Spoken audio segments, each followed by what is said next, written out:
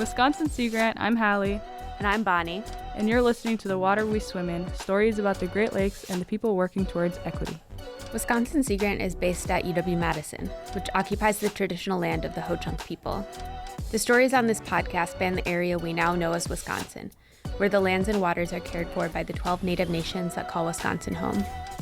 Today, we're talking about Wisconsin's waters and disability. It turns out the country's most accessible beach is right here in Wisconsin. We meet Damian, the man who made that project happen. But we were also curious about the rest of the beaches across the state. We talked to Wisconsin Sea Grant intern Courtney about how accessible it really is to visit our coasts. Then we go inland to the northwoods where we talk to John, who started an accessible cabin retreat. Let's get started with Damian Buchman. So basically from hip to ankle, essentially in both my legs, I'm metal and plastic. But I found so much freedom when I got in a kayak and was able to slowly glide down a river or use my upper body, which works just fine. My legs had nothing to do with the kayaking and just being quiet in a part of nature where I could forget the pain, I could forget the disability, I could put it aside, and this had nothing to do with me but me being on a river, using my arms, and it felt really free. It kind of felt like I could run again. I was diagnosed with childhood bone cancer when I was 13 years old, and that immediately put me in a space of being an athlete to on crutches and in a knee immobilizer literally within 24 hours. And since that day, which was, I suppose, March 6th of 1991, I have been an individual with an ambulatory disability. And then I got re-diagnosed in my left leg when I was a freshman in high school. So I've had bone cancer in both of my legs, have had 27 knee replacements and revisions, and have really found that the world is not accessible to people with special needs at the end of the day.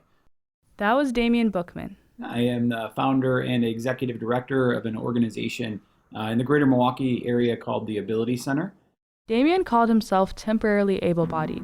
He points out the fact that most of us will have some type of disability at some point in our lives.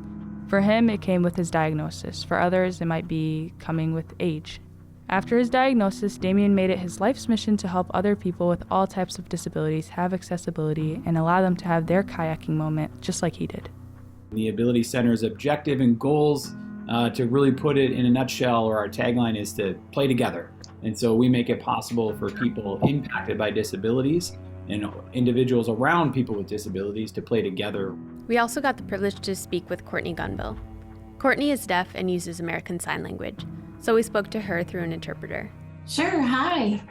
I'm Courtney, and I was in the role of being an intern last summer at the Wisconsin Sea Grant Institute. So I worked on a project there, and also I do preschool teaching. Courtney also worked alongside Natalie Chin at Wisconsin Sea Grant. They focused on accessibility in the Great Lakes coastal access sites. Their overall goal was to start looking at different features of coastal access sites and whether or not there are accessibility features available. So that was things like path width and accessible bathrooms, accessible parking spaces. I'm sure there's a lot more that we could look at. We could think about interpretive signage and whether or not that's available in different languages, if that's, accessible for someone who can't see. Courtney is deaf, so she relies on her sight when she's out in nature. Her interest in mapping was sparked when she was, I would say maybe about 7 years old, when we did a road trip around the US. And my parents gave me a physical map, and I just got really intrigued in looking at where we were, how far it would be, how long it would take to get there. So because of that trip with my parents, I had this interest, and it helped me to start to visualize mapping.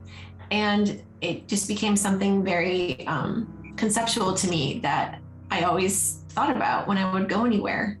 I think it's interesting to look at what geology is like, what landmarks exist, what terrain is like. So I have just always enjoyed that and enjoyed being outdoors. However, with just looking at a map, it can be kind of hard to tell if a location is going to be accessible. Yeah, and I actually learned that through my brother who had spina bifida when he was born with spina bifida, and now he is not able to walk, so he's on a wheelchair. And every time we would try to go anywhere or plan a family trip, either my sister or my dad or myself would have to go to that specific place and go see if it's actually accessible, because you can't tell on a map if a place is accessible for a person on a wheelchair. So we would go there, look around the area, make sure if there's elevators or if there's any steep hills, if like we would be able to have him like go down there. If it's a park, if it's all grass, or if he's able to like actually go into like the playing area. We would look for things like that.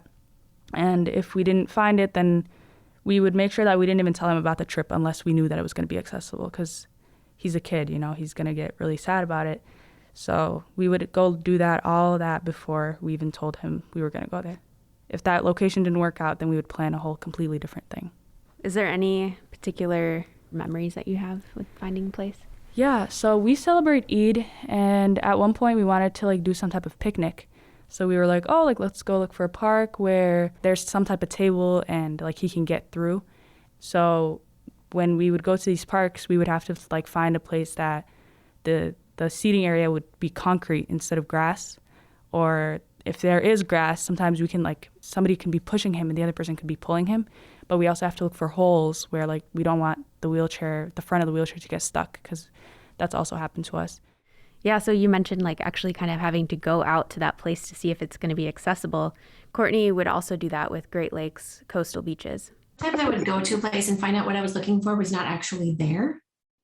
Sometimes too, there was private land neighboring the place I wanted to access, and so I couldn't fully access all sides of the location.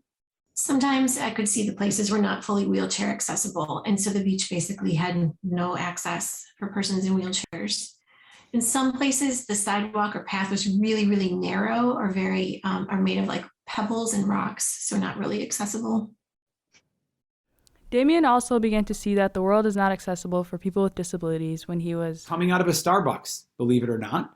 I'm walking out of Starbucks and I walk a little bit slower, and it could just feel like people were breathing down my neck, wondering why I'm not moving faster, which then made me think, how does it feel for someone when they push that push button door and they have to wait for seconds in order for it to open, and the 5 people behind them are thinking I could have already been out the door.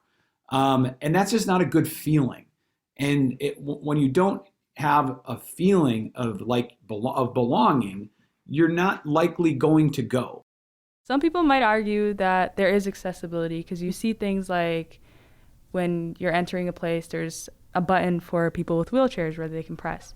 But Damian actually disagrees with that, because it's not that people with disabilities don't want access, don't want the opportunity. In most cases, they just flat out know the opportunity doesn't exist, and that's why we don't see them.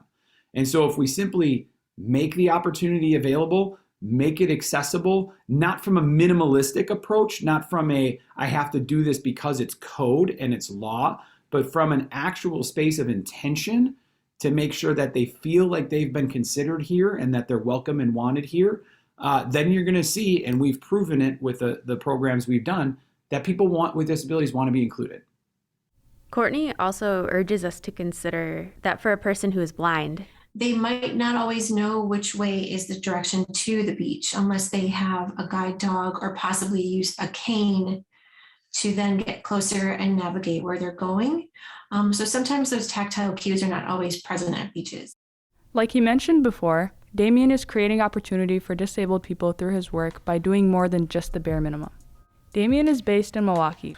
One of the main places people go to enjoy Lake Michigan is Bradford Beach. It is really long, sandy beach with volleyball nets and a few places to grab food. Damian has done a lot of work on this beach. Now, we say that Bradford Beach is the country's most accessible beach, and we can get into why I say that and what I think it is, and I would challenge anybody to challenge us on that fact. We built a significantly wide ramp that purposely wasn't switchback and slowly finds its way curved onto Bradford Beach.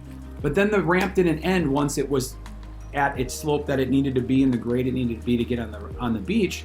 It actually extended a 200-foot seasonal mat all the way to the water. So now, even if you wanted to get in a beach wheelchair, you can, but you can also use your mobility device to go all the way to the water on your own if that's all the experience you want.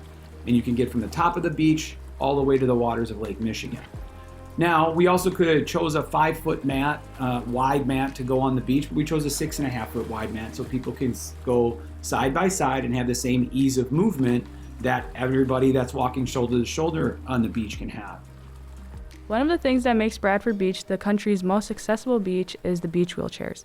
So if you've never seen a beach wheelchair, they are basically normal wheelchairs but with really bulky wheels that allow you to just kind of go over the sand instead of where a normal wheelchair would get stuck because the wheels are so thin. These are so big and bulky that they basically glide right over the sand. But even though that would be cool to have on every beach, I've never really seen one available, or maybe I just wasn't looking. Have you? I have never seen this in my life. Even during times where my family would go to like the lake or something. I mean, there's no like actual beaches in Minnesota, but there's a lot of lakes. So whenever we'd go to the lakes and go see, we honestly wouldn't really bother even looking because we already knew that it wouldn't be there. I can't even begin to express how important that is. In most beach towns, in most water towns, at most lakefronts, even if there is an accessible beach wheelchair to check out, if there's one, that's rare. There's usually not more than two. So the fact that we are a non-coastal town with an inland lake, significant lake nonetheless, that there's 4 beach chairs people can check out, and then also 4 free. And the 4 free is important because no one else has to pay to go on the beach. So if we're charging people to rent a beach wheelchair and able to access it, we're really penalizing them for having a disability. And we think that's ridiculous. Giving access is justice in a way, right? And so, I mean, you look all the way back to what happened with the movement with the ADA, and people were literally crawling up the steps of the Capitol in Washington, D.C., in order to get to their representatives, congressmen, congresswomen, senators, to speak to the issue. There wasn't a ramp, there wasn't an elevator, there wasn't a way in for them, so they literally would crawl up the steps.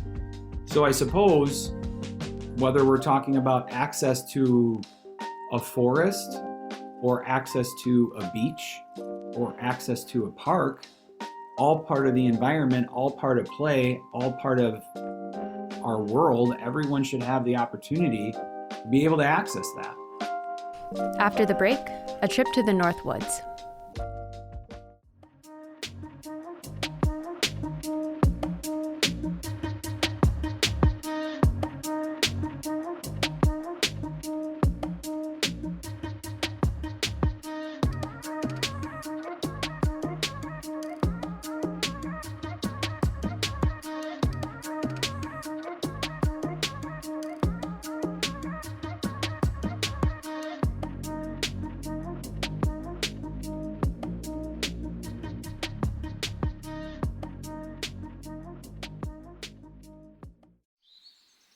Pine Forest Lodge is nestled next to Spider Lake in northern Wisconsin. There are so many lakes nearby that you might get confused as to which Spider Lake it's on. There's probably like 15 Spider Lakes in Wisconsin, and one's only about 15 miles from ours. John Stratte's Spider Lake is on the Turtle River chain near Mercer. That's where John and his wife operate the Pine Forest Lodge and their 9 cabins. 25 years ago, bought a resort in northern Wisconsin, and my priority as far as finding a resort was finding one that could be as accessible as possible and still being kind of a top level resort in my mind, which doesn't mean 5-star, doesn't mean pavement everywhere.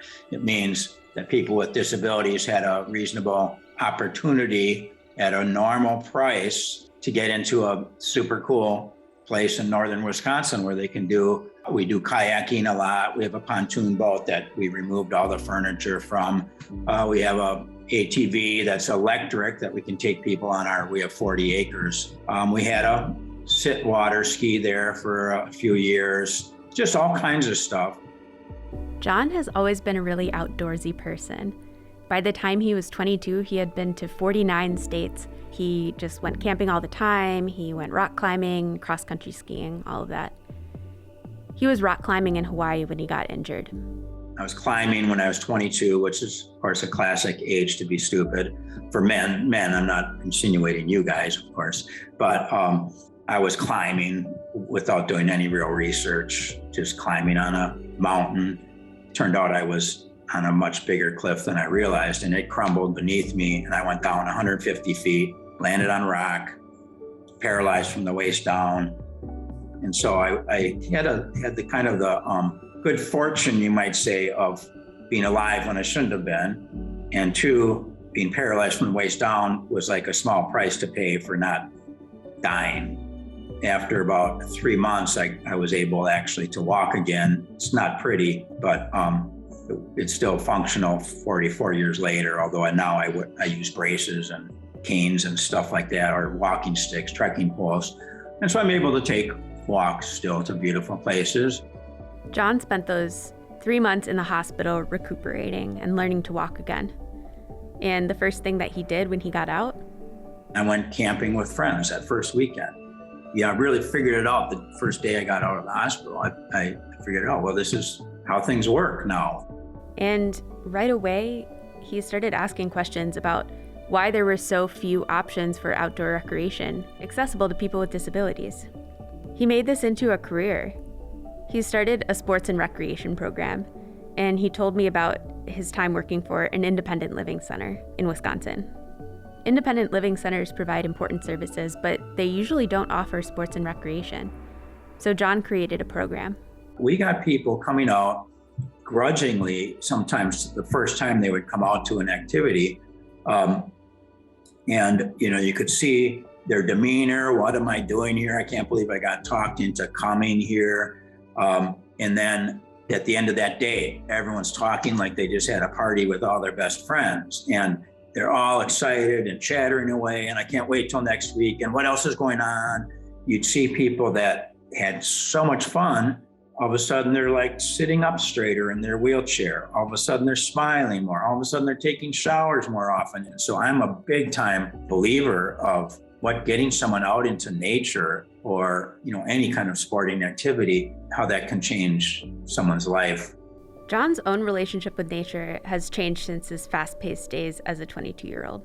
The amazing thing that really I figured out right away when I got a disability was there's so much to look at. I guess they have names for this kind of stuff now, like forest bathing or something where you just go sit in the woods.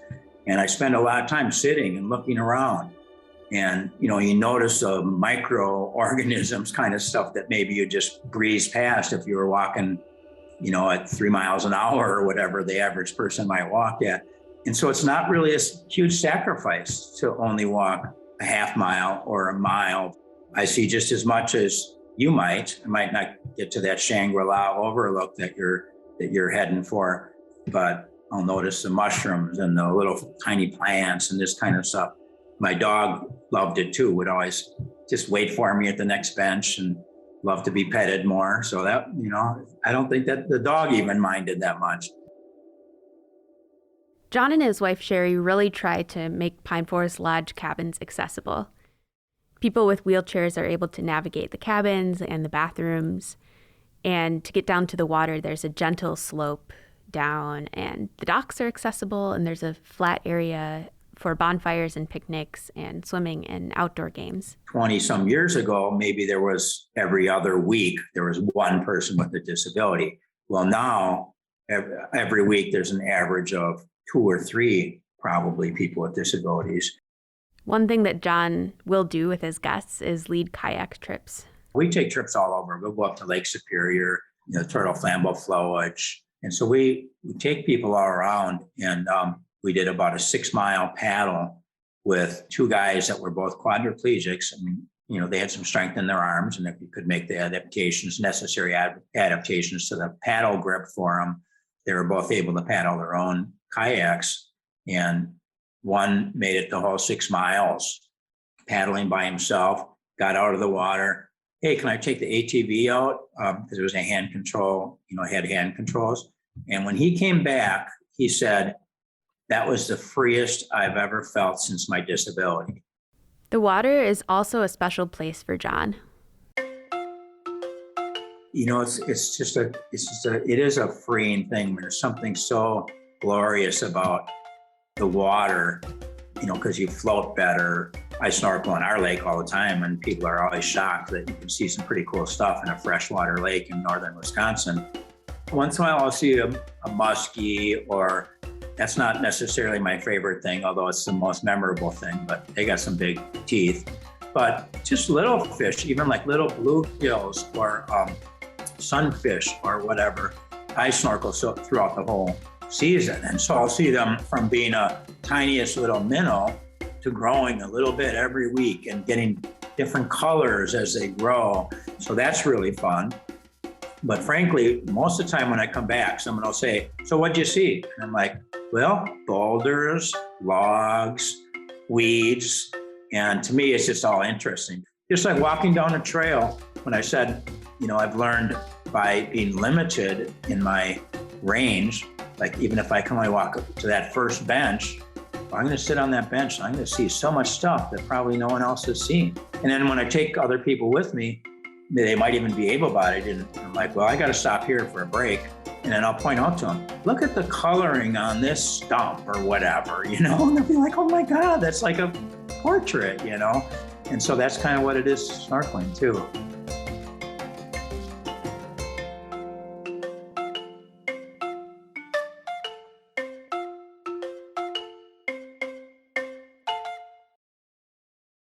So back in Milwaukee, Damian Buchman's vision for accessibility includes everybody. He sees an opportunity for all people to have equitable opportunity for fitness, health, and wellness in their community.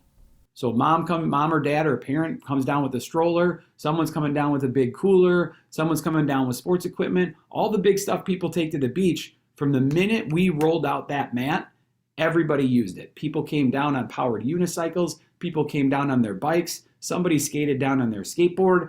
Everybody used it.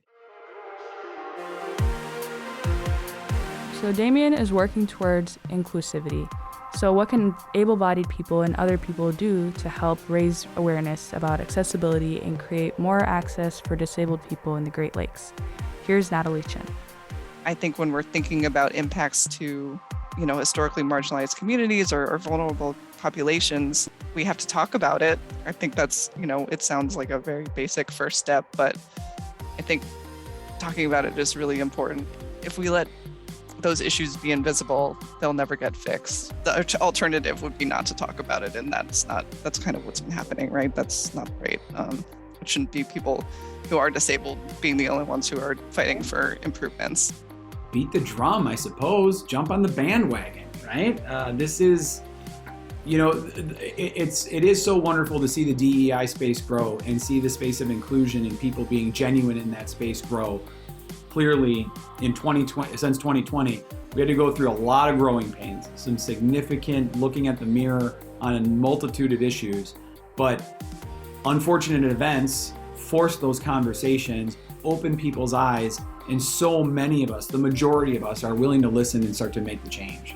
The more we make practices to help people in the disability community just a regular mode of operation, the better it is for everybody. Even with things like captioning, like sometimes that's helpful for me too. Like I can hear and see, but I think just normalizing those kinds of things, that could actually benefit everybody. So let's think back to when Damian shared his story about kayaking and how free it made him feel. Well, Damian has been giving people with disabilities their own kayak experiences, but it has been a bittersweet experience for him. Damian told us about someone who was there at the opening of Bradford Beach, the director for the Milwaukee County Office for People with Disabilities. Well, Tim was injured and became a quadriplegic on Bradford Beach in Lake Michigan when he was 17 years old. The day he retired from the county was the next time he landed on Bradford Beach, the day we opened it. That's pretty darn powerful, if I do say so myself, to think about. Here's a man. It's both powerful and also sad, though. If we really point out the reality, we can all feel really warm and really good about that. But it's also at the same time sad that he's 62 and retiring, and he hadn't been able to get back on that beach since he was 18. And the American with Disabilities Act had passed 30 years earlier. If we think about that and just pause for a moment, it's a little bit I'm just going to say it flat out. It's a lot of bit unacceptable. It's a lot of bit unacceptable. If he wanted that opportunity, he should have been able to have that opportunity long before 2020. If you are interested in supporting Damian's work or participating in inclusive indoor activities like wheelchair basketball, tennis, or really any other sport you can think of, then visit tacwi.org. If you're interested in supporting John and his work, or staying at accessible cabins in beautiful Wisconsin Northwoods, kayaking, boating, you name it, visit pineforestlodge.com. The Water We Swim In is produced by Bonnie Willison and Hallie Jama. Please subscribe, rate, and review, and share this podcast with a friend. You can find Wisconsin Sea Grant at seagrant.wisc.edu. You can find the Wisconsin Water Resources Institute at wri.wisc.edu. Thanks for tuning in. We'll see you next time.